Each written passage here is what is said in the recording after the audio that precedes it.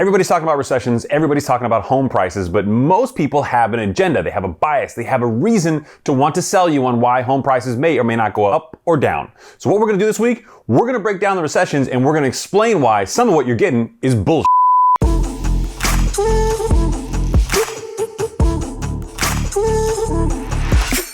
So I came across this post from Keeping Matters Current.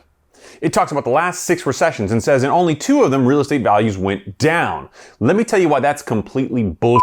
First of all, this is not 6 recessions. This is only 5. So between 1980 and 1981, that is actually 1 recession, not 2. I don't know why people always want to spin extra recessions in. The height of unemployment didn't even actually happen until 1982, which means that entire period of time was actually 1 recession caused by the Iranian oil crisis and the Iranian issues that were there. That led up to a run-up in crude oil prices, which again, if you followed our channel and you follow the social media, you know that oil prices running up generally means a recession afterward, but not all recessions include high oil prices. Moving on. So from 1989 to 1991, the second recession, that was actually restrictive monetary policy and again, another oil crisis, which led to, again, another recessionary economy. But none of these things from 1980 to now 1989 and 91, none of these were real estate related events. These are all things that happened in the macro economy, which affected jobs, which affected employment, affected a lot of different things in the economy, but not necessarily home prices. You have to differentiate real estate led issues to recessionary issues. And yes, people have hard money issues, things go up and down, but not all recessionary economies are really led by real estate and have direct impacts to real estate. So it's normal for people to say, you know what, values can go up. They don't necessarily have to go down during recessionary economies, but this economy is different. Now, moving on to 2001, the early dot-com bubble, the 9/11 attacks, there was all sorts of issues coming off the restrictive monetary policy in the 90s, dealing with that recessionary economy that led to this particular one. But again, a dot-com bubble and these other tertiary factors that are going on, these aren't necessarily real estate related issues. Once again, you have companies that are having financial troubles, you have an entire sector which is impacted. That doesn't mean that people stop buying homes. So why is it that people freak out about recessions in real estate? It's the next recession.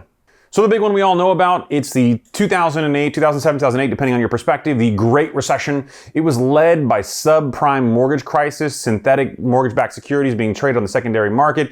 If you haven't watched a movie about it and you want to get a quick introduction into it with some cinematography and some cool stuff, watch The Big Short. My friend Jim Wilkinson is played by Topher Grace. It's a great movie and it explains a lot of what happened in the room, but this recession was real estate based, and that's why you see such a huge drop off in real estate valuations during the Great Recession. So many people were trying to buy homes they could not afford. So many things were happening in the secondary market with mortgages that all the banks pulled back. It got really, really restrictive and people could not buy homes as easily. Access to capital was significantly limited. So what does that mean for you, the consumer? That means you couldn't buy a house and you certainly couldn't buy one as easy as you could before that. So this was a direct real estate related economy. But of course, every realtor and every real estate company across the country right now is saying, you know what, real estate values are going to cool off, man, but they're not going to go down, man. Well, that's bullshit. And let me tell you why. National equity, people's equity in their home reached $11 trillion. That's twice what it was in 2006 leading up to the Great Recession. There's that much value in people's homes. So much so that a company called Black Knight put out some wonderful charts. You can look it up. It's all free. You can go to the website. You can download it showing you how compelling home values are to back then. So just leading up to the Great Recession, which was led by mortgage-backed securities, home values weren't even as high then when people had amazingly easy access to capital. Now, leading up to the period that we're in now, for the last 10 years, there's only been 4 quarters where home values actually went down for literally 10 years. And arguably 2 of those quarters that went down were negligible, barely went down at all. There's only 2 periods, and I want to say around 2019-ish, where values went down. So when you think about the increase in real estate values over the course of 10 years being constantly up, and then you add in that some areas now 20 or 30% up in a single year, it is making it so that homes are so hard to purchase that people just generally can't. And when you think about the cost of increases prior to this next interest rate increase on June 15th, has already gone up approximately 75%. It will now cost you 75% more to buy a home from an interest rate perspective than it did just before the Fed started increasing interest rates. Let's talk about the next recession and wrap this thing up so I can tell you why you got to watch where you get your information. So some people are calling the 2020 COVID pandemic a recession. I'm calling bull. And while it might meet all the standards of a recessionary economy, the problem is you have unprecedented PPP.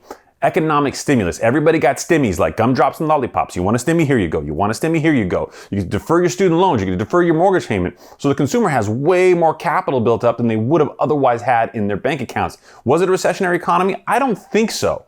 I don't think so by any stretch of the imagination because of all the things that were going on in the economy that were completely unprecedented, and it's led us here to what we already are calling stagflation. And frankly, stagflation will change. If CPI or inflation comes down and all other factors remain the same, guess what, kids? We are in a recessionary economy. That is the standard technical definition. So what are we saying? We are saying one thing and one thing only. You have to be careful where you get your information from. Sites like Keeping Matters Current, like Zillow, like Redfin, they're putting out articles like crazy right now, and I'll show you these two, where their economists are literally telling you that the market is going to cool. It's going to slow down the trajectory, but values are not going to come down. Zillow and Redfin have a vested interest in saying that, okay? Keeping Matters Current has a vested interest in appealing to their fan base, realtors who make money on values going up, not down. I'm here to tell you, you have to take all this information, all this data with a grain of salt and think to yourself, what are these people trying to sell us? Jamie Dimon's already said 6 to 9 months, huge issue. Mohammed Al-Rain said, you know what, stagflation, hard to hold off recessionary events. There's more and more people coming out saying that a recessionary economy is unavoidable. You need to understand we are in a recession, and you need to understand that home values cannot and will not last at this valuation. They will come down. That's it for this week. Thank you for tuning in. We will catch you next time.